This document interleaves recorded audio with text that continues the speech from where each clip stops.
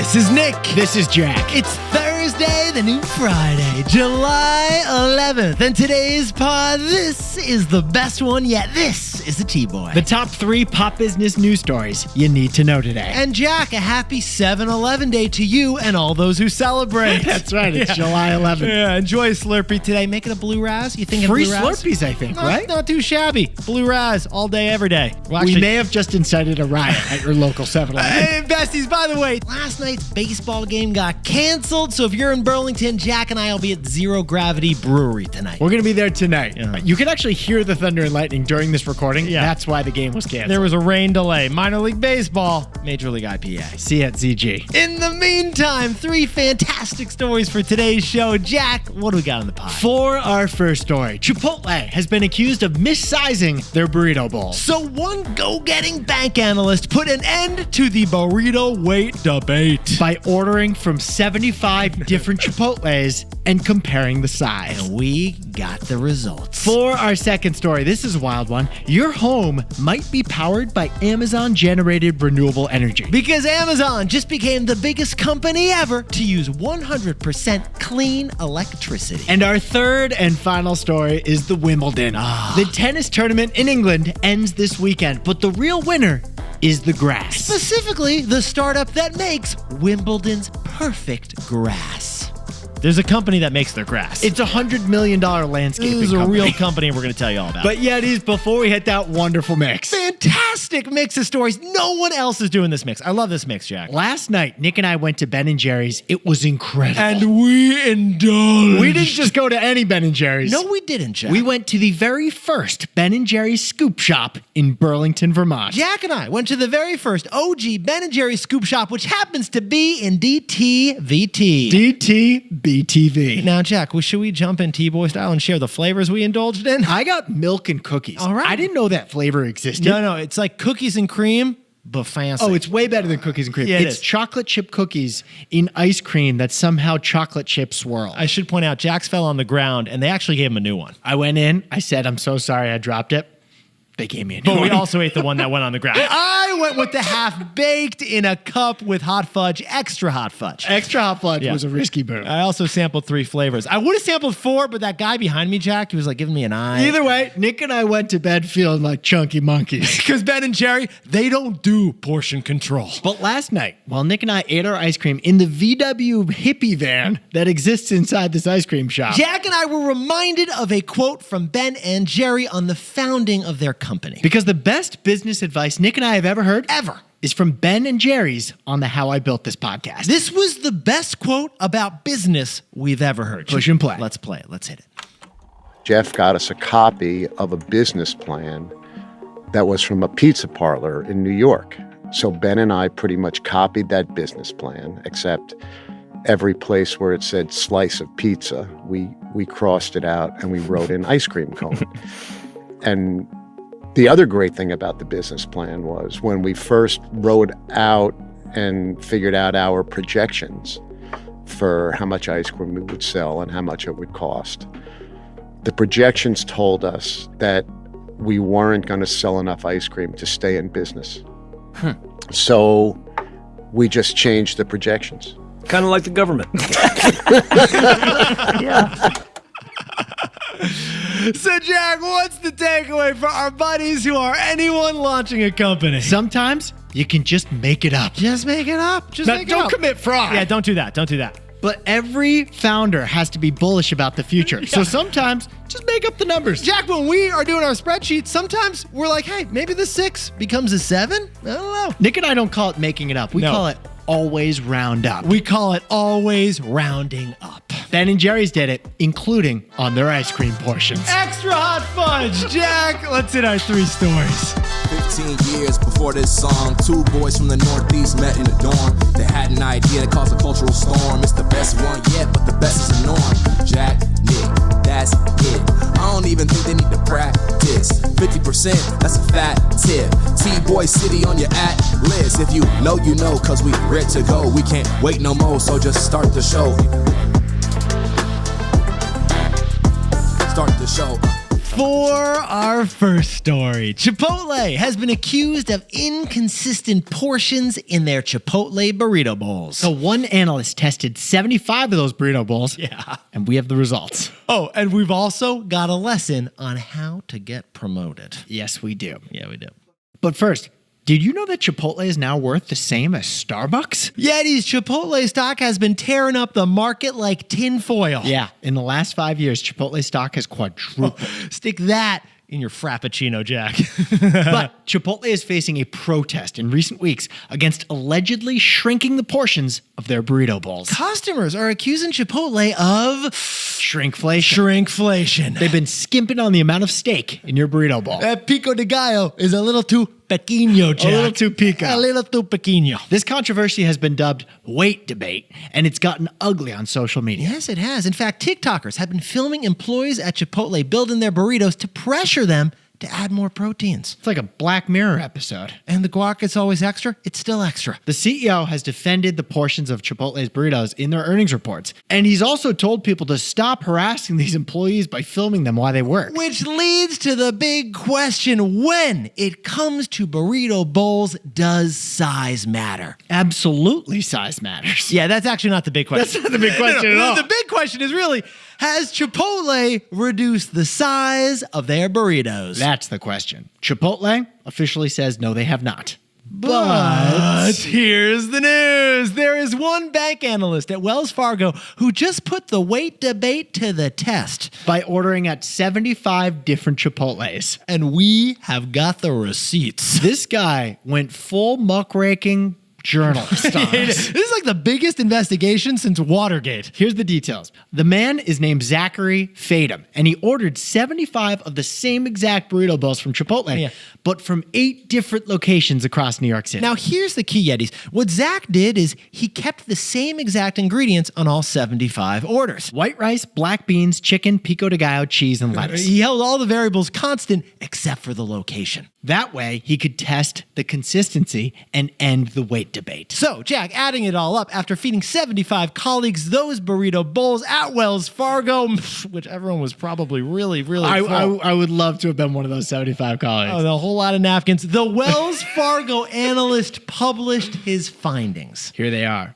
Chipotle has a portion problem. Get this, Yetis. There was almost a 1 pound difference between the smallest and the biggest Chipotle burrito bowls. The average burrito bowl weighed in at 21 ounces, which is an impressively large meal. But Jack, standard deviations aside, what were the extremes? The biggest burrito bowl was 27 ounces. Okay. The smallest was 13 ounces. Like, one of those burrito bowls is a snack. The other one is a meal, man. The biggest one was almost twice as big as the smallest one. One of them was the size of your hand. One of them's the size of your leg. So, for some people ordering at Chipotle, the portions are definitely smaller. Like if you got that 13-ounce version. Even though the average may be the same. Now, Nick and I could do a takeaway on consistency, on quality control, even on crisis management for Chipotle. But are we going to do that, Jack? No, we're not. No, we're not. Because the real story is that one employee who decided to do this 75 bowl test that we're all talking about. That is going to be our takeaway. So, Jack, what's the takeaway for our buddies over at anyone trying to get promoted? To get promoted, play show and tell, but at work. Play show and tell at work. Yetis, show and tell. That spicy day in school when everyone got to show something off. I got a Tyrannosaurus that I got on my vacation. Well, this Wells Fargo analyst, he's in his 40s. Yes, he is. But he just played show and tell. He did. And it's probably going to get him promoted at Wells Fargo. And it reminded Jack and me of a concept we learned about in business school, about how to get ahead, how to get promoted. The professor used a diorama analogy. Yeah, he did. He said, have something at your desk that is tangible and shareable to your colleagues so that people are impressed by you. Yeah, instead of putting a diorama on his desk for show and tell, this Wells Fargo analyst did a burrito bowl test as his show and tell. It was tangible because 75 people in the office got a free lunch and we're talking about it. And it was shareable because everyone was talking about what the analyst did, and Wells Fargo got some good press. This guy did something tangible and he did something shareable. That is a promotion potion. It's a promotion potion. So Yetis, let's let Zachary Fadum's initiative be an inspiration. That if you want to get promoted, play corporate show and tell. Order 75 burrito bowls for the office. Try to expense them. It's a write-off. For our second story, Amazon just announced they consumed 100% clean electricity all last year. And they did it 7 years ahead of their scheduled goal. So how'd they pull it off, Jack? By side hustling as an energy company, something all of tech needs to do right now.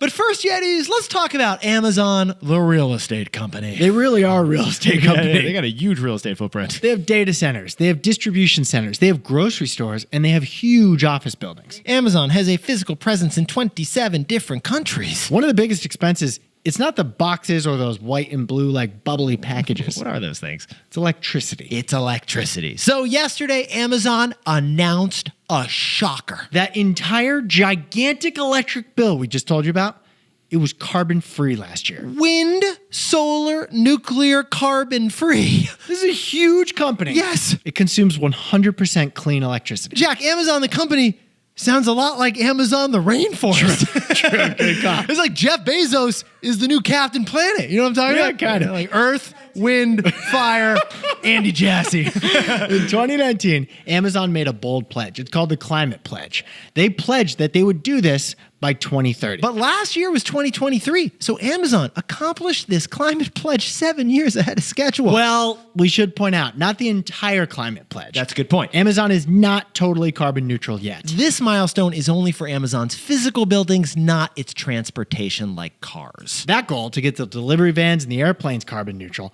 that's 2040. And some critics say that Amazon's claim is misleading. It's not exactly one for one. But we disagree. Yes, we do. And we'll explain why. Let's explain why. Let's do it through geography, Jack. All right, let's go to Iowa. Let's go to Iowa. Check out some corn. I love Iowa. Amazon built a wind farm in Iowa because there's tons of wind on the plains of Iowa. Now, Jack, I like Iowa. Let's go to Arizona. I also like Arizona. Amazon built a solar farm in Arizona because there's tons of sun in the deserts of Arizona. Therefore, Amazon has become a huge producer of electricity into the power grids of Iowa and Arizona. They produce way more electricity in Arizona and Iowa than they need for their buildings that they have in Arizona In and Iowa. fact, funny thing, if you live in Iowa or Arizona, Your home might be powered by clean electricity produced by Amazon. and you didn't even know it. So what Amazon announced yesterday is that overall, they're producing the same amount of electricity with renewable energy that they're consuming.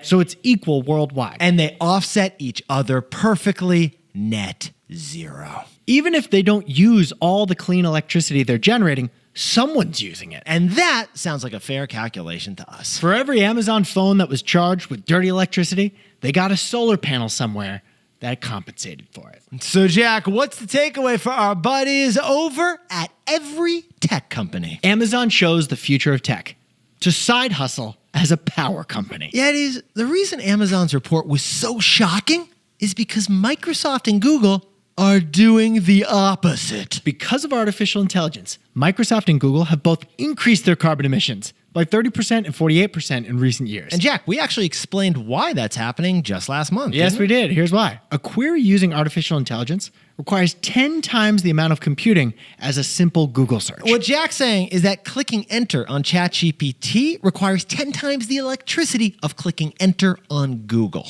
So AI is becoming a huge energy hog. But Amazon shows a solution here. To power AI sustainably, you need to become a power company. You need to invest in new clean electricity. Amazon has invested in 500 wind and solar projects globally. And Amazon is the biggest corporate purchaser of renewable energy for 4 years straight. And that's why some tech companies are building their own nuclear power plants in order to achieve both these big goals. To lead in AI and also reduce their carbon footprint. So the way Jack and I see it, Amazon shows the future of all tech. Tech companies will have to side hustle as power companies too.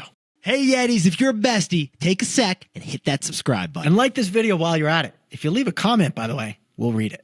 For our third and final story, Wimbledon, the oldest tennis tournament in the world, ends this weekend in Wimbledon. in England. But the real winner won't be a tennis player. It'll be the grass. Yeah. The company behind the grass.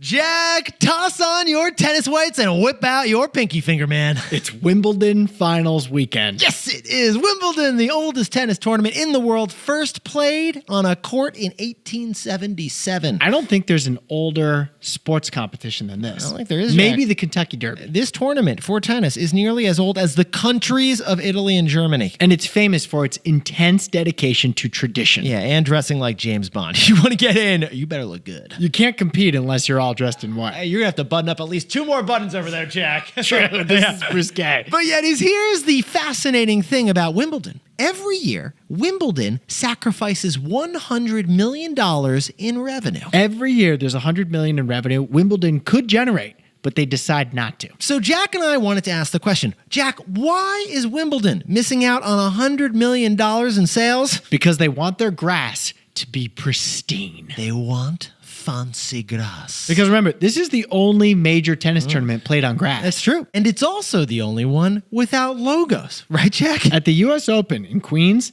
they got a Rolex, Mercedes, JP Morgan logo all over the net, all over the court, all over the out-of-bounds space. On the other hand, Wimbledon, they don't do that. They are untainted by corporate sponsors. Their grass is a clean, green grass. Their grass is magnificent. No ads, no logo, no big Deloitte image in the middle of that grass center court. Because all natural green grass is a symbol of Wimbledon. Yes. It's the soul of Wimbledon. Yes!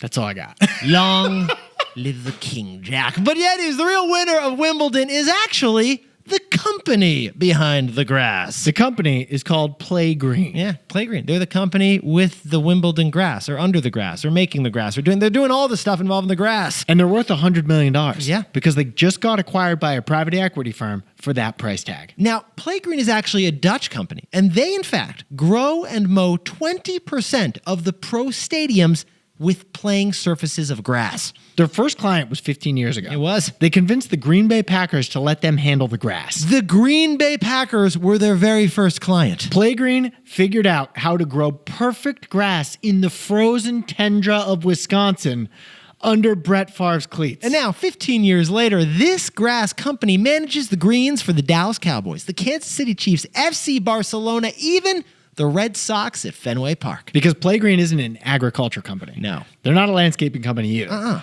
They are a tech company. Yes. They have a proprietary system to plant, fertilize, and grow grass to the optimal possible way. This company actually measures 1 billion different data points on a grass surface. They got sensors measuring the humidity, the wind, the pH levels to customize the perfect grass growing plan for each stadium. Jack's Play Green will literally rebalance the sodium levels at Wimbledon in order to ensure the perfect shade of green. We both work at fancy co-working spaces. We do. Where they pay employees to spray the indoor plants. Oh, they need this. They do that basically, but in an automated, way more scientific way for each blade of grass. I don't have a lawn, but if I did, I would want these guys to do my lawn. Walt Whitman's blade of grass has nothing on this guy. But here's the wildest part, Yetis. Play Green is actually catching a sports trend. Because pro sports is shifting back from artificial turf from the AstroTurf days back to natural grass. It turns out these days players prefer grass, fans prefer grass, and so the business of Play Green is booming right now. That's why it's worth $100 million. But Bestie's funny thing.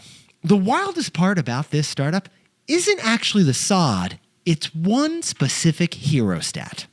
And it's our takeaway. So Jack, what's the takeaway for our buddies over at Play Green? One client in the hand is worth 2 in the plan. Yetis, so many companies focus on growth. Like, look how many new clients we've got. Well, Play Green doesn't. They focus on something else. Yeah.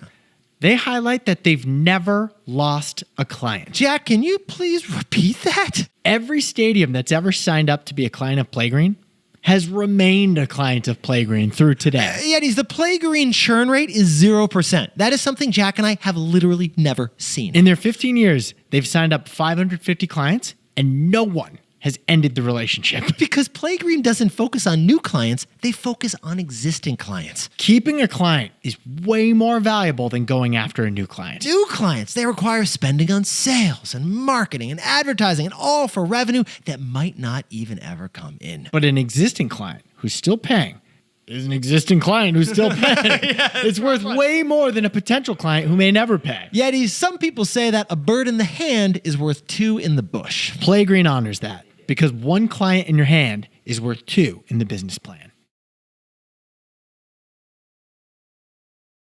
Jack, can you whip up the takeaways for us for the new Friday? Chipotle burrito bowls vary hugely in size. We know thanks to one analyst at Wells Fargo. If you want to get a promotion, Yetis, play show and tell at work. That is your promotion potion. For our second story, Amazon just announced they're completely powered by clean electricity 7 years ahead of schedule. Because in the future, tech companies need to side hustle as power companies. And our third and final story is Play Green. They just got bought for $100 million because they've never lost a client in 15 years. Including Wimbledon. 1 client in the hand is worth 2 in the plan. But Yetis, this pod's not over yet. Here's what else you need to know today. First, senators reached a bipartisan deal to ban stock trading for members of Congress. If it passes, it would ban members of Congress, their spouses, and their dependent children from buying and selling stocks while in office. And we think this makes sense because they have access to private info that we don't. They shouldn't be able to unfairly profit off it. No, they shouldn't. Seems like a no-brainer. And second, Samsung doesn't get the same love as Apple, but Samsung just did their big annual event. And their big new product is the Galaxy Ring. A smart ring. Yeah, it's basically the same as the Oura Ring, but it's a Samsung ring. It tracks your heart rate, your sleep cycles, your temperature, your menstrual cycle. Will Apple launch one next? That's the big question. Or will Apple acquire Aura instead? Oh, what a call. And finally, Spotify just launched a comments page. You can now comment on podcast episodes. Why is Spotify doing this? Because YouTube does this. And Spotify should too. They're trying to compete with YouTube. So yeah, if you have a thought about Chipotle's portion sizes, you can now comment today on this episode on Spotify. And guess what? We can reply to you, which would be really fun. So Jack and I will hit you back. Now time for the best fact yet. This one wicked up by John Killen Jr. from lovely Tampa, Florida. Push and play. Here we go. Happy Shark Week, everyone. This is John Killen Jr. with the best fact yet. One species can live for hundreds of years, making them older than the well-known companies we hear about on this show, the discovery of electricity, and even the United States of America. The Greenland shark holds the record for being the longest living vertebrate on Earth. In 2016, scientists used radiocarbon dating and found one to be about 400 years old. All sharks hold an important place in our ecosystem. I hope we all can do our part to save our seas and our sharks. Thank you. Oh my, that shark is older than Wimbledon, Jack. One of them lived to 500. They don't reach sexual maturity until 150. Are you kidding me? They're basically not even teenagers until they're 200 years old. I did not know this. The Greenland shark is wise. And Jack, that, in honor of Shark Week, is why I'm wearing shark boxers again. I'm wearing my shark boxers. J. Crew? Yeah, I'm wearing them again. Got to go. 2 days in a row. In fairness, you're staying at my house. Yeah. So yeah, I get it. You don't have many pairs of boxers. May have washed them, may not have. You know, you can borrow my briefs. I could. That'd be a new level of our relationship. And that would be a story for another pod. Yetis, you look fantastic for the new Friday. And if you want to help grow the show, one of the best things you can do is to drop down and give us a 5-star rating and review. We're almost at 10,000 ratings. We're so close. We're so close. 10,000 would be a prestigious number. We would love to hit that number together. So drop down and give us 5 stars and a review. And Nick and I will see you tomorrow. But before we go, Jack, where are we going tonight for dinner? I'm pretty excited about this. The Shelburne Farms Inn. Nice. Shelburne Farms, designed by Frederick Law Olmsted, the same guy who designed Central Park. I heard they make the butter on site. That's true. The cows do. We're churning it ourselves. And we're making ice cream. Yetis, Jack and I will see you tomorrow.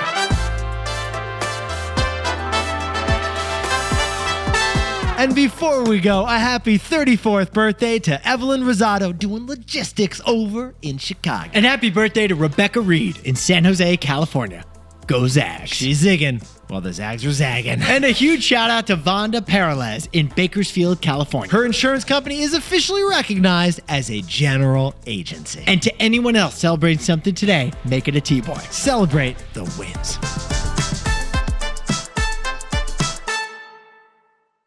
I'm looking at the Greenland shark. It is also the oldest looking animal. It looks so. It's just kind of.